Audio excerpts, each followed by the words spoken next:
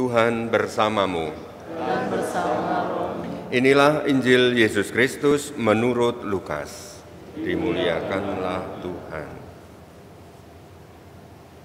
Sekali peristiwa, Yesus membawa Petrus, Yohanes, dan Yakobus naik ke atas gunung untuk berdoa.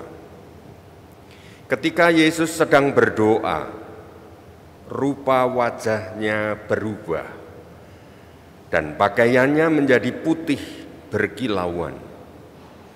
Lalu tampaklah dua orang berbicara dengan dia, yaitu Musa dan Elia.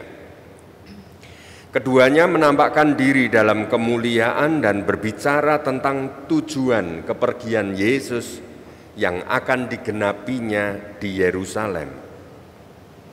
Sementara itu Petrus dan teman-temannya telah tertidur, dan ketika terbangun mereka melihat Yesus dalam kemuliaannya. Juga kedua orang yang berdiri di dekat Yesus itu. Ketika kedua orang itu hendak meninggalkan Yesus, Petrus berkata kepadanya, "Guru, alangkah baiknya kita berada di tempat ini. Biarlah sekarang kami dirikan 3 kemah, 1 untuk engkau, 1 untuk Musa, dan 1 untuk Elia." Tetapi Petrus tidak tahu apa yang dikatakannya itu. Sementara ia berkata demikian, datanglah awan menaungi mereka. Ketika masuk ke dalam awan itu, takutlah mereka. Lalu terdengarlah suara dari dalam awan itu yang berkata, "Inilah putraku yang aku pilih, dengarkanlah dia." Ketika suara itu terdengar, tampaklah Yesus tinggal seorang diri. Murid-murid itu pun merahasiakannya, dan pada masa itu mereka tidak menceritakan kepada siapapun apa yang telah mereka lihat itu. Demikianlah Injil Tuhan. Terpujilah Kristus.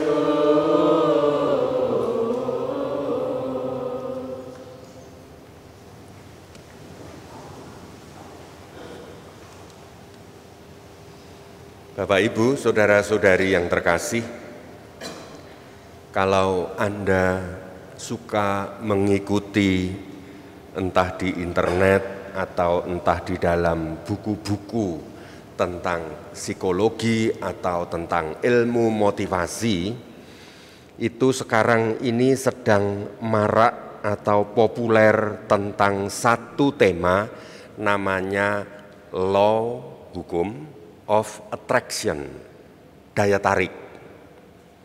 Kalau dulu kita paling kenal dengan istilah kecantikan yang datang dari dalam, biasanya yang disebut dengan inner beauty.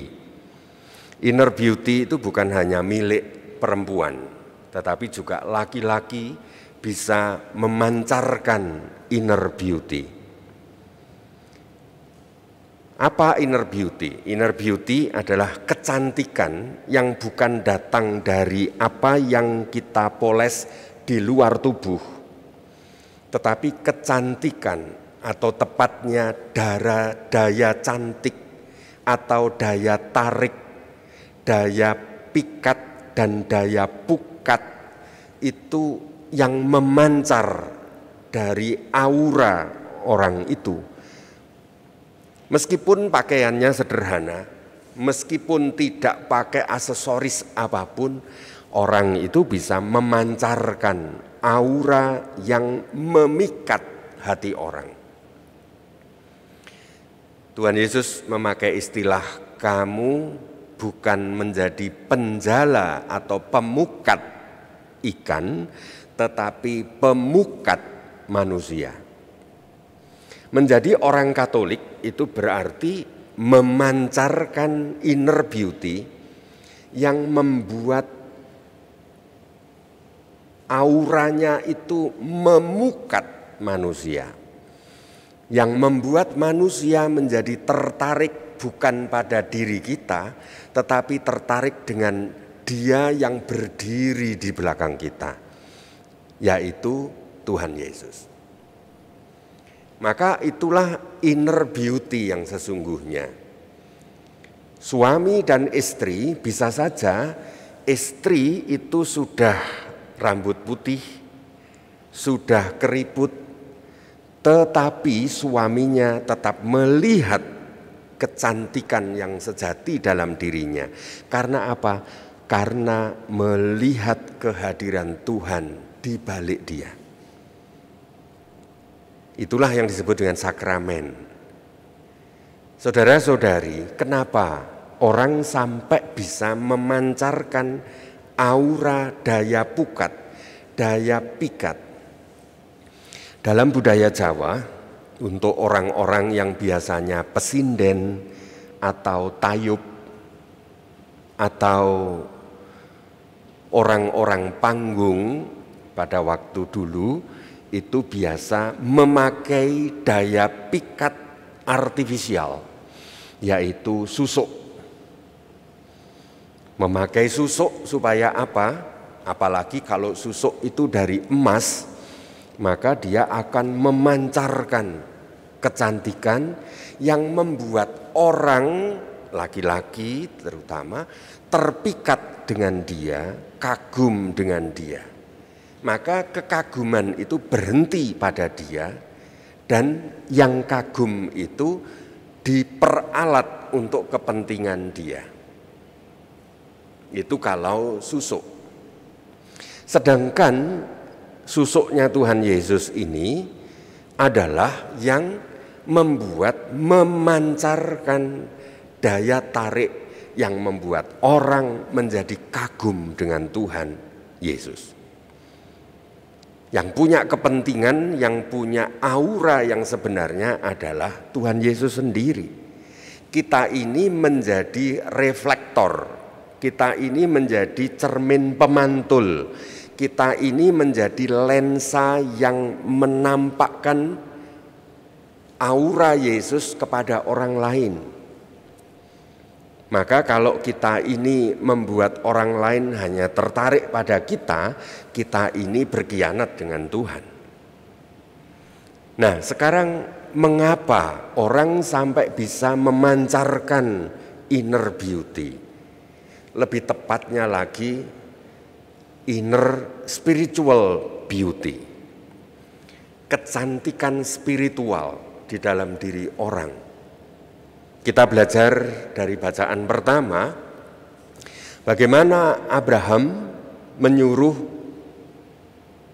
untuk kita ini memberikan harta benda kita ini. Pertama tadi, sediakan saja lembu yang umur 3 tahun, betina, lalu apalagi? Kambing betina umur 3 tahun. Domba, nah ini dombanya yang beda. Domba jantan umur 3 tahun. Lalu burung tekukur, anak burung tekukur dan anak burung merpati. Apa maksudnya? Itu adalah kekayaan pengembara di padang gurun. Itu yang dimiliki paling berharga bagi orang yang sedang merantau. Manusia ini perantau. Kita ini dititipi harta benda, dititipi hak milik. Kalau dalam bahasa Jawa dulu, harta benda yang sejati itu ada kuda, ada keris, ada burung perkutut, ada tambah lagi kadang ada kucing. Itu sebagai sesuatu yang berharga. Atau disebut sebagai emas berlian, itu sebagai yang berharga. Intinya, apa yang sungguh berharga yang dibawa oleh seorang peziarah, itu belahlah jadi 2 dan bukalah di tempat korban. Tidak usah diguri tudung saji supaya dilindungi, tidak usah biar enggak ada yang enggak. Tapi kita disuruh menjaga supaya apa? Burung-burung nasar tidak memakan korban itu. Karena apa? Korban itu untuk Tuhan. Maka yang menarik dikisahkan dalam bacaan pertama, dan ketika orang Israel itu sudah membuka korbannya, menyembelih korban itu dan menjaga dari burung-burung pemakan bangkai, di tengah malam turunlah api yang melewati di tengah-tengah belahan korban itu. Api yang bercahaya, dan itu adalah datang dari Tuhan. Saudara-saudari, apapun yang kita persembahkan dengan ikhlas, dengan tulus untuk Tuhan, dan kita sungguh-sungguh menjaga supaya ketulusan dan keikhlasan itu tidak dicuri oleh burung-burung nasar. Burung-burung nasar itu adalah ego kepentingan kita sendiri. Anda misalnya mempersembahkan atau sedang berdoa. Berdoa bisa saja itu tidak ikhlas. Tidak seperti bangsa Israel, tidak seperti Abraham yang membuka korbannya. Musa yang membuka korbannya. Tetapi kita ini menutup korban itu untuk kepentingan kita sendiri. Dan akibatnya apa? Yang kita ungkapkan kepada Tuhan itu sungguh-sungguh bukan untuk Tuhan, tapi untuk diriku. Akibatnya apa? Kita ini seringkali ego kita sendiri yang mencuri kemuliaan dari korban itu. Saya dulu pada waktu jadi pastor paroki di Sidoarjo, itu sering mendapat hadiah itu apa? Baju batik. Baju batik itu sampai banyak gitu. Belum saya buka plastiknya itu sudah numpuk. Lalu suatu saat daripada numpuk, jumlahnya kok cocok dengan jumlah karyawan paroki. Saya bagikan ke karyawan paroki. Saya tidak tahu harganya batik itu berapa, tidak tahu. Tapi suatu saat ada orang yang datang dan marah kepada saya. Kenapa batik itu kok yang memakai koster?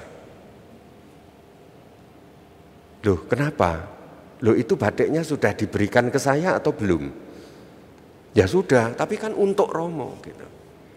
Nah, kalau untuk Romo berarti kan saya bebas memberikan kepada siapa saja. Ternyata batik itu adalah layang-layang yang diikat tali dan dipegang talinya itu oleh pemberi. Jadi dia belum ikhlas memberikan batik. Karena apa? Ada burung ego yang masih mengintai kalau pemberianku ini nanti supaya menambah kelegaan dan kebahagiaanku, bukan untuk memberi kepada Romo.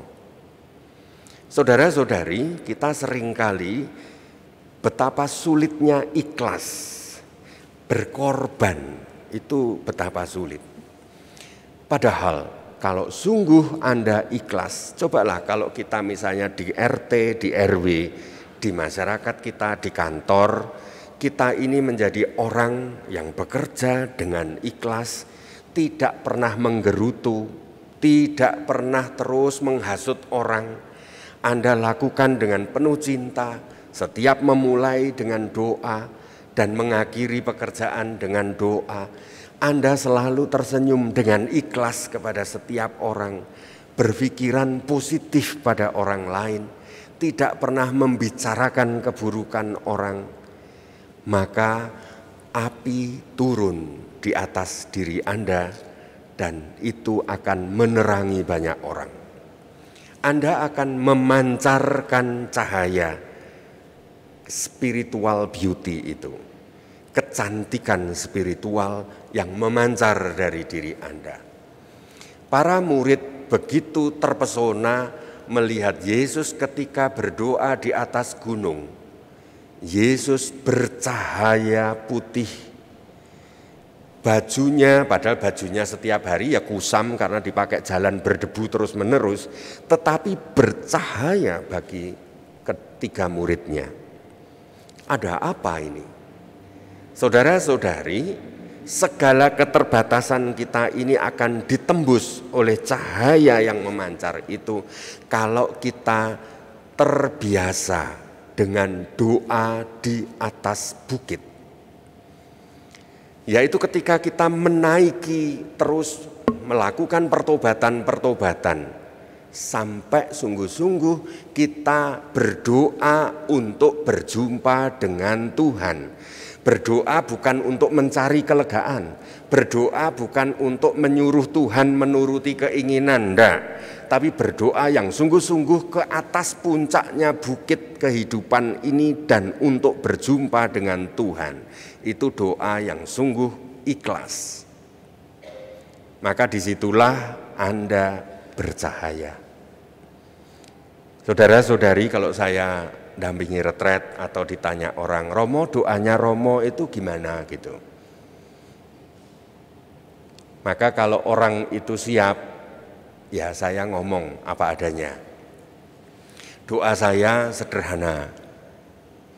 Doa yang paling sederhana di antara semua doa. Saya kalau berdoa paling hanya Bapa kami, Salam Maria. Dan itu lakukan dengan ikhlas, tidak usah diembel-embeli permohonan apapun, dan lakukan itu dengan penuh keyakinan Tuhan tahu semua kebutuhanku dan aku baca doa Bapa kami Salam Maria dengan ikhlas. Tuhan tahu.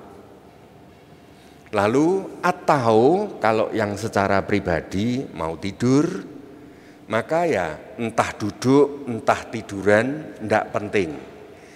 Kalau Anda lakukan yang penting adalah sungguh-sungguh tarik nafas dalam-dalam dan sapa Tuhan Yesus, dan hembuskan pelan-pelan dan katakan terima kasih. Tuhan Yesus, terima kasih. Tidak lebih dari 1 menit. Dan Anda akan teduh beristirahat bersama Tuhan. Setelah makan, Tuhan Yesus, terima kasih.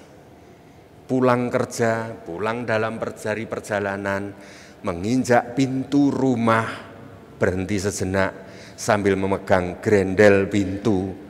Tuhan Yesus, terima kasih.